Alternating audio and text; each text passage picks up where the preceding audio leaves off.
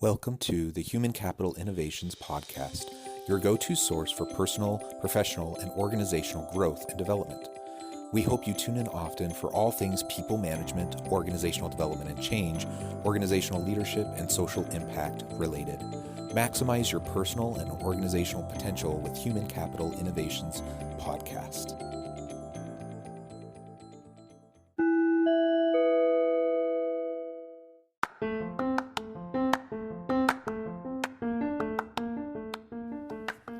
Welcome to the Human Capital Innovations Podcast. In this HCI podcast episode, I talk with Ash Beckham about 8 pillars of everyday leadership.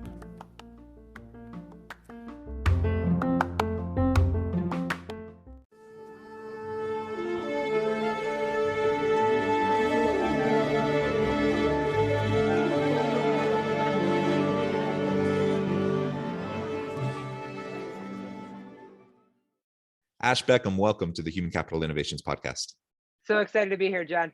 Yeah, it's great to have you. I'm super excited to have a nice conversation with you today. We're going to be focusing on your book, Step Up, where you talk about 8 pillars of everyday leadership. And we'll zoom in and talk more specifically about inclusive leadership as well. That's a really important topic. I'm super excited for the conversation and to pick your brain and get your insights and share your wisdom with my listeners. As we get started, I wanted to share Ash's bio with everybody. Ash Beckham is an inclusion activist whose TEDx talk, Coming Out of Your Closet, became a viral sensation. Her intrepid, relatable, and intrinsically comical style has made her an in-demand speaker, including events at Microsoft, Lockheed Martin, Bank of America, and the keynote for the first LGBTQ conference at Harvard University. For more information, you can visit her website at ashbeckham.com. Ash, anything else you would like to share with listeners by way of your background before we dive on into the conversation? Oh, I feel like the only thing would be I'm a parent of 2. We have a about to be 4-year-old and about to be 1-year-old. And I feel like if that doesn't teach you some of those pillars of leadership, like patience and humility, I think that sometimes those are the best instructors. So as we go through, I think the important thing is when we think of leadership, that it isn't just something that we do at work, right? It's something that we explore in our everyday lives, and to see those opportunities wherever they are, I think is critical. Yeah, and so I like how you focus on everyday leadership. Certainly that includes self-leadership, that includes leadership in home and community, that includes leadership in the workplace as well. And these principles of leadership really do apply in all walks of life. And everyone is and should see themselves as a leader, as a person who can influence those around them, who can support and uplift those around them. And so, yeah, this is going to be a lot of fun as we tackle this. Now, as we get started, maybe you can outline for us first why the book Step Up, and then what are those 8 pillars that you focus on?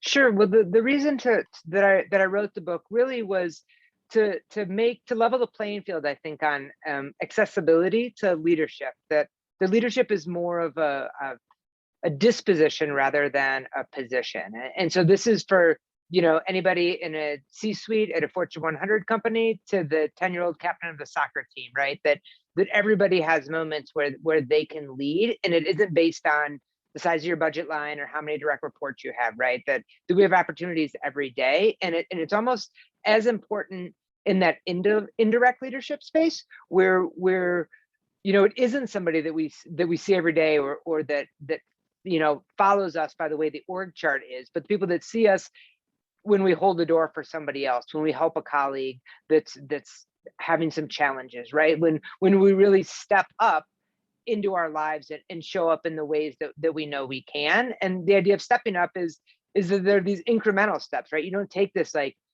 bounding leap because you get appointed to a new position or you have a revised job title, that all of a sudden you become a leader. It are these small things that we do every day, how we show up in our communities, how we show up with our families, how we show up with our friends, right? That it becomes a lifestyle. And so we focus on things. Some people would consider some of them soft skills, but to me, it's integral. We're talking about leadership wherever you are in your life.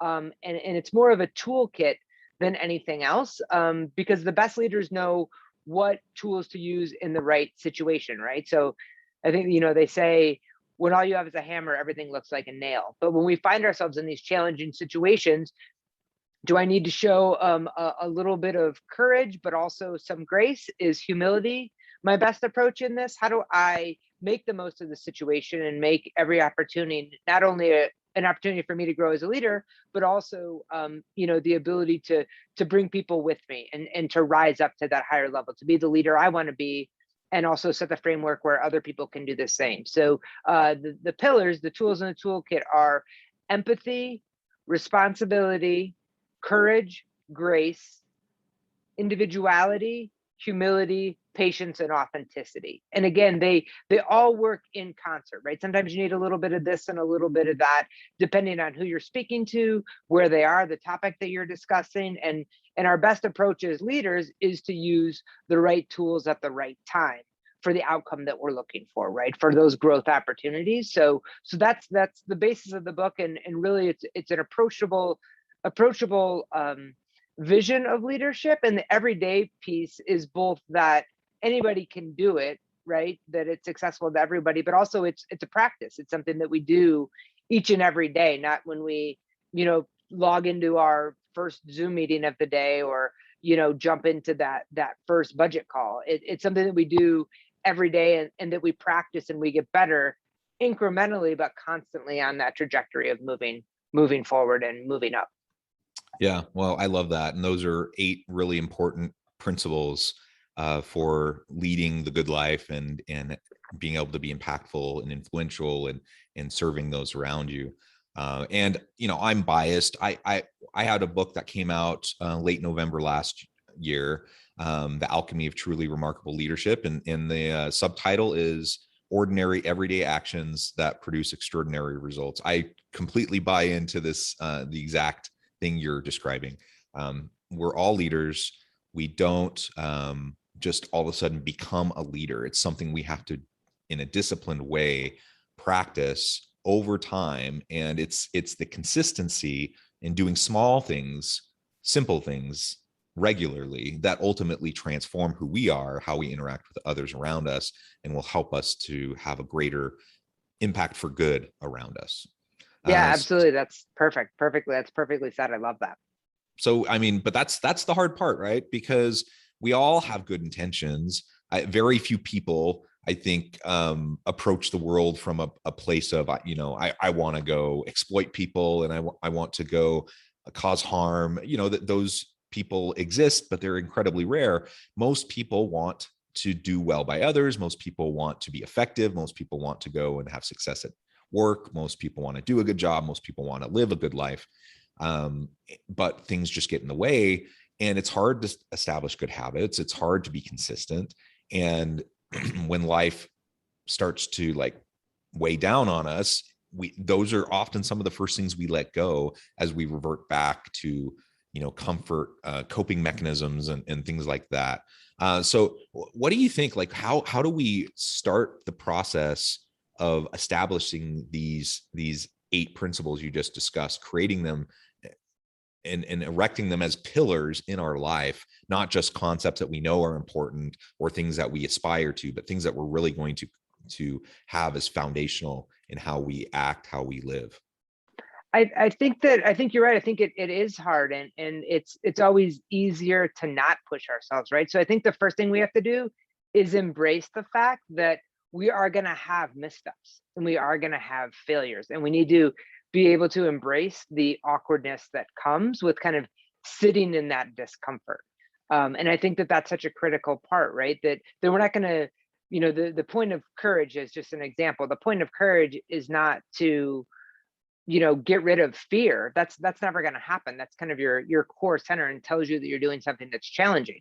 It's how do you feel the fear and then act anyway, right? So it's really embracing that things are not going to go perfectly, that when we push ourselves to be leaders and to be inclusive leaders, that we are going to make mistakes, and that's okay, because that's where we grow and that's where we learn, right? I've never met anybody interesting who's had a perfect life, right? And so how do we take those challenges and those mistakes and those missteps and have them as fuel for us getting better, right? If there was no improvement to be made, there would be no stepping up. And if we see that we have nowhere to improve as a leader, I think that's kind of our first our first mistake. I think a lot of times there's this framework that exists that failure is not something that we celebrate, where to me, well-intended failure is proof that we are exploring these things that are new to us, and these new challenges and these things that we might not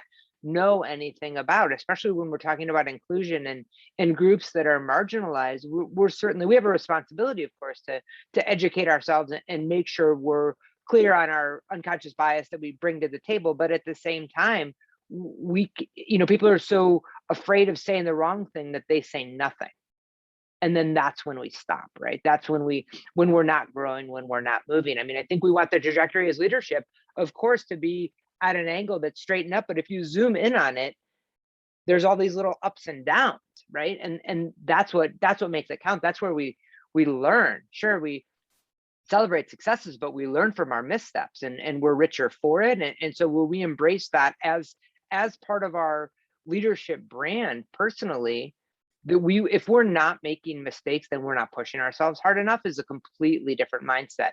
But think of the innovation and creativity that comes from your team when you set up a dynamic that, well thought, not reckless mistakes, certainly, but mistakes that happen are to be expected, right? That means you're shooting outside of your comfort zone, and that's the critical part. So I think that's the first thing that we need to think of when bringing those in, is that it isn't perfect and it isn't easy, and we don't embark on it because we're going to do it right. We embark on it because it's the right thing to do, and eventually we will get it right. Yeah, I think that's such an important point. And it's hard because many organizations don't have a culture where it's safe to experiment in the way you're describing. I agree that it's absolutely essential, and we want psychologically safe environments. And we as leaders can help create that environment, and we model it right for our team, and then we hold them accountable, and we share that clear expectation with them that, yeah, if you're never challenging assumptions or the status quo, if you're never pushing the envelope, never trying to see how else you might be able to do something, or explore some new product or service or whatever, that we're never innovating if that's not happening. And we're just stagnant. And if we're stagnating, we're not going to be compelling. We're not going to be adding value in the market, and we're not going to be competitive in a hyper competitive marketplace, right? And so we have to have that environment. Yet many organizations, perhaps most organizations, aren't set up for that. They don't have that kind of a culture, and they actively thwart creativity and innovation through the layers of bureaucracy, through the types of sometimes subtle, sometimes very overt types of punishments for failure that can occur. And so people tend to play it safe in most cases. Most people will play it safe. They'll try to stay under the radar. They're going to try to, do as much as they need to stay safe and nothing more. And that's a recipe for long-term failure for any team, for any organization. So it starts with us modeling the healthy skepticism, modeling the iteration, modeling the experimentation, and encouraging it and applauding it when we see other people doing it, even when it doesn't work out. Like you said, it doesn't mean we're reckless. It doesn't mean we're trying, we're not going to applaud someone when they're reckless. We're not going to applaud someone when they do something that took 6 months and costs the company $10 million and whatever. But if you're falling forward, failing fast, iterating and learning from your mistakes and growing so that the next step you have improved it, that's exactly what we want. That's not called failure. That's called learning. That's called growth, to your point.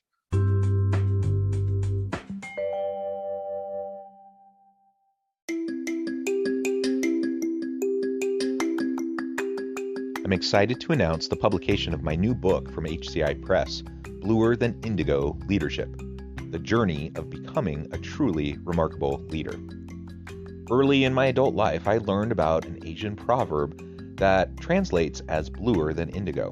If you think about the color indigo, it is a brilliant, deep, and vibrant blue, what some would call the bluest of blues. To have something that is bluer than indigo is rare and truly remarkable. Contrary to popular myth, there is no one-size-fits-all or cookie-cutter approach to effective leadership. There's no silver bullet, no secret sauce, no go-to model that will solve all of our problems. The truth is, great leaders have all had their unique strengths and flaws, and have all had to discover and then pave their own distinctive path in their life's journey to fulfill their leadership potential. Bluer than indigo leadership will help you discover your own path and explore those ordinary, everyday actions that will help you respond to an uncertain future and produce extraordinary results for individuals, teams, and organizations.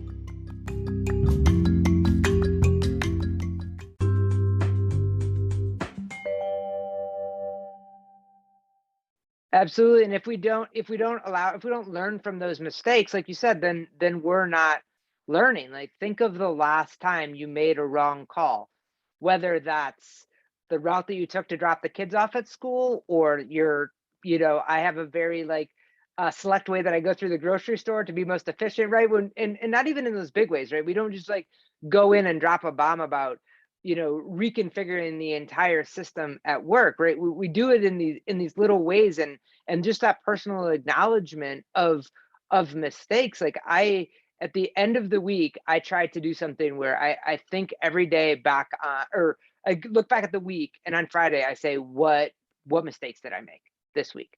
And not as an analysis of my shortcomings, but where was I pushing myself? Because for me, I want those two things to always be linked.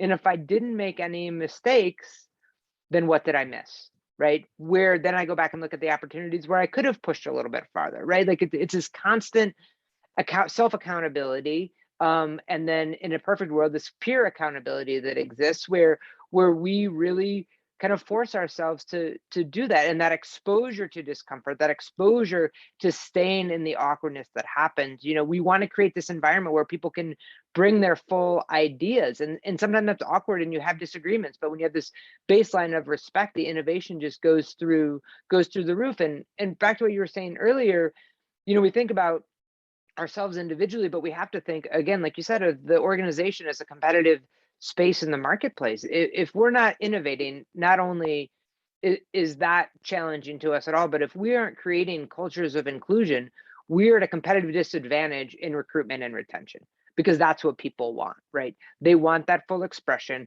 They want the ability to grow. Nobody genuinely wants to just, come in and punch the proverbial clock and then walk back out. Like, you want to be committed to the organization, but you need to know the organization is committed to you. And this doesn't happen necessarily overnight, but you can be a leader of one, right? Like, how do you get, they can just be peer colleagues, and you can brainstorm about new and innovative ideas and then present them to at the monthly meeting that you have with your team, right? That creates an environment where somebody brings one good idea, right? And so we are the ability to create that. We don't wait for our leaders or this to be this kind of top down dictate of how things happen within the organization. How do we create a sense of belonging and vulnerability and honesty and transparency and belonging within our own team, whomever that may be, right? And again, we push our boundaries. We can push our boundaries in places that are safer than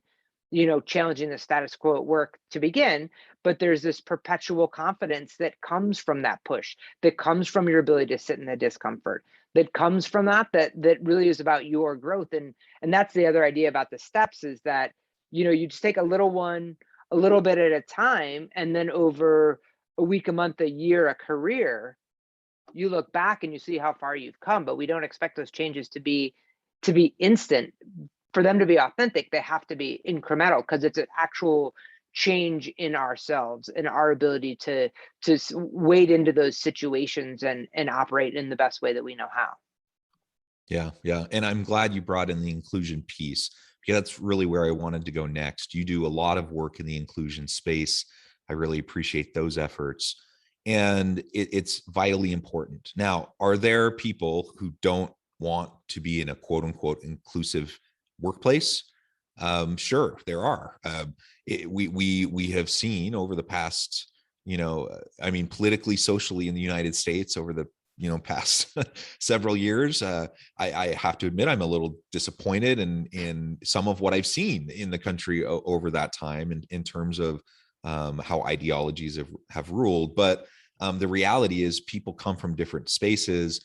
Most, though, I still am a believer that most want to live in an inclusive environment, both in their communities and at work. Most people want to be genuine and authentic. They don't want to have to put on a facade. They don't want to have to pretend to be something they're not. They want to be able to go and be who they are and have that be valued and have a true sense of belonging at their place of work. We spend so much time at work, and I don't want to try to be something I'm not when I'm there, out of fear of how I'm going to be viewed by others simply because of my sexual orientation or my race or gender or whatever, right? Whatever factor that we might zoom in on.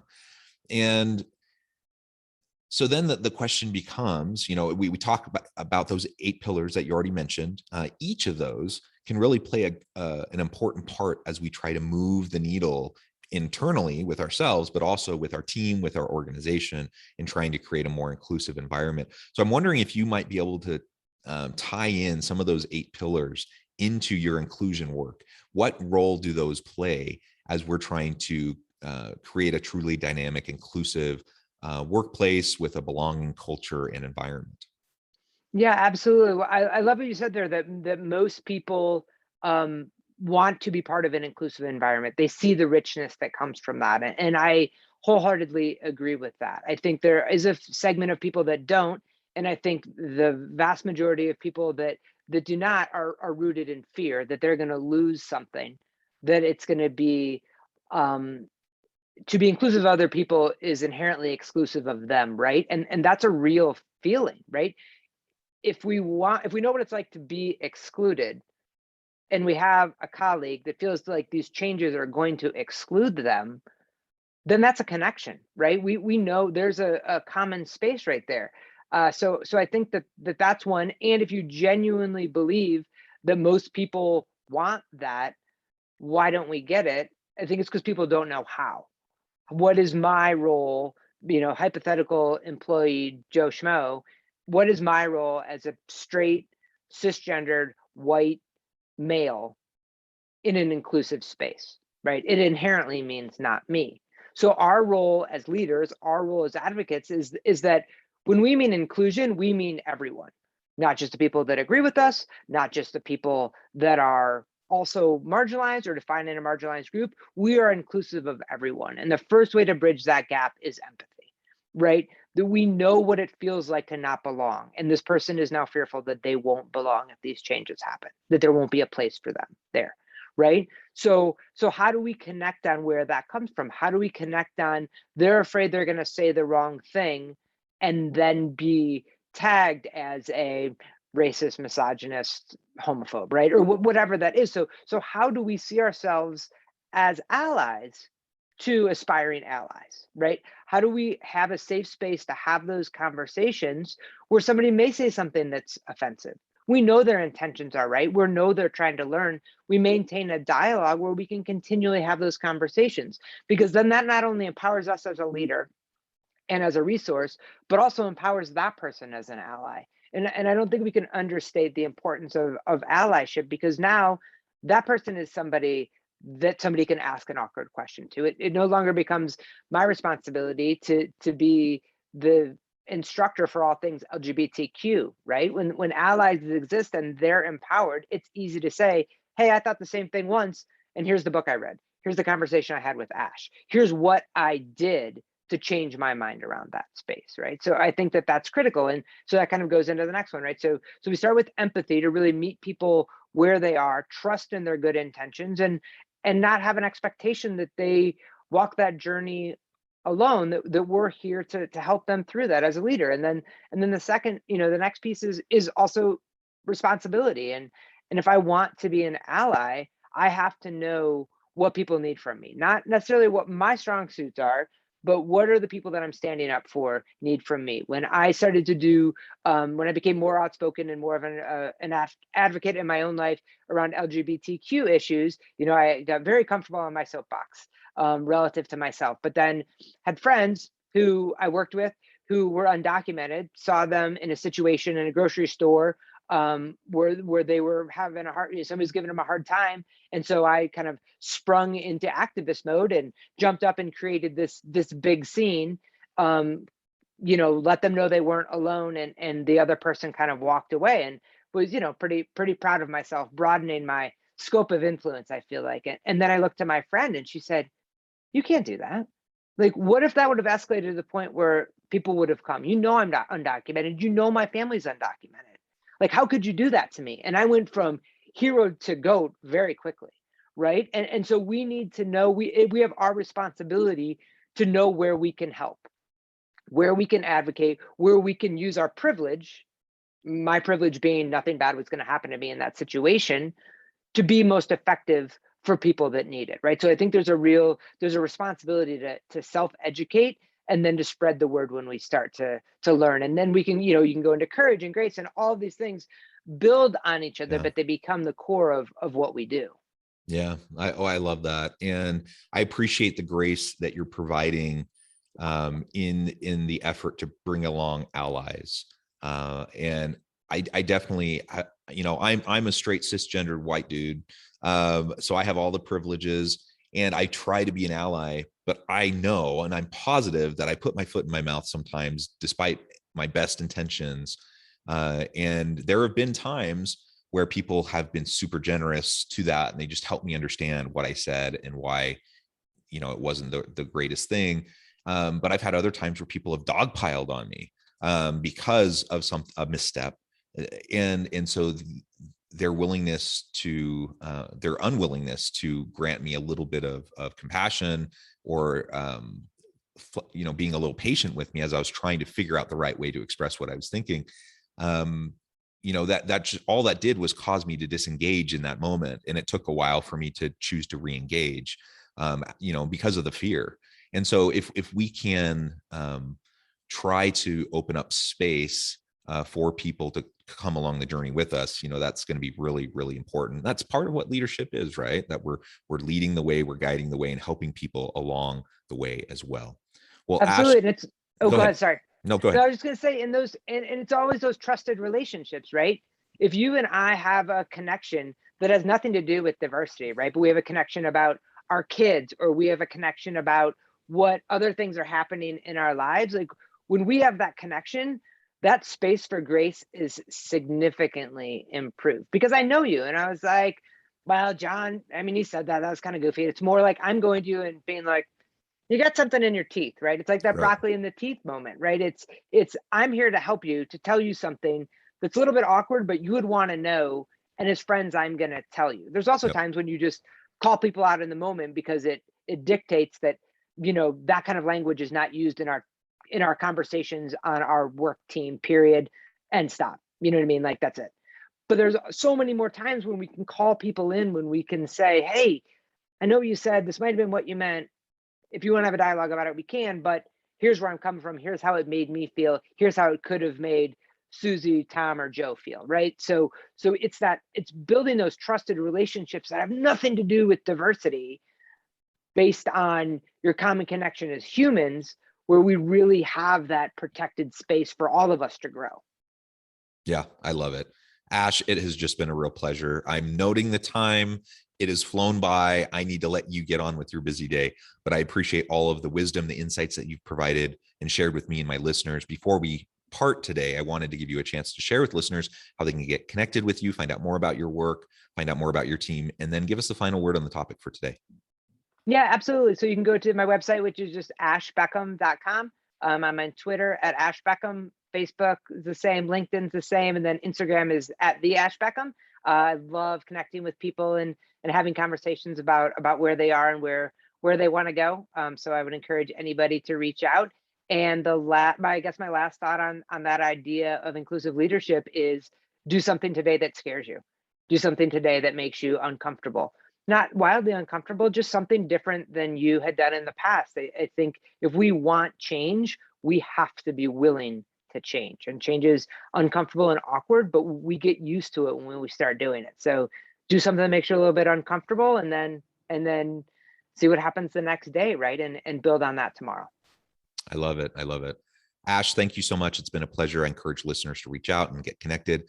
And as always, I hope everyone can stay healthy and safe, that you can find meaning and purpose at work each and every day. And I hope you all have a great week.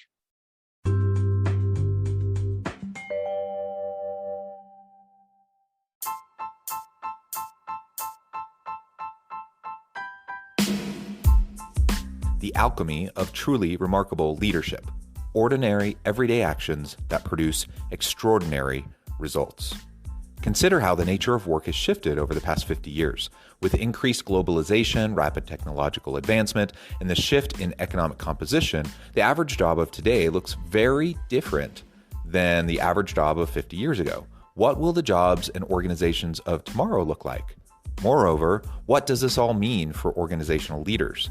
What are the core competencies and capabilities of organizations and their leadership that are prepared for continued disruption and geopolitical and socioeconomic shifts?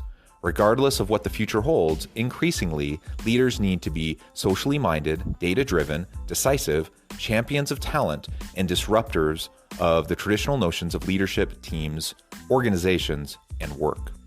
The alchemy of truly remarkable leadership will help you to explore your own leadership competencies and capabilities and consider ways to apply and implement them into your workplace and personal life.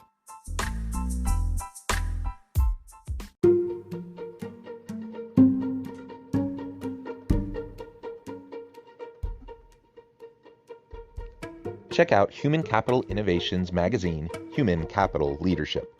Human Capital Leadership is a free, interactive e-magazine with the mission to help individuals, leaders, and organizations find innovative approaches to maximize their human capital potential. We publish issues quarterly in August, November, February, and May. Take a look at the latest issue and let us know what you think.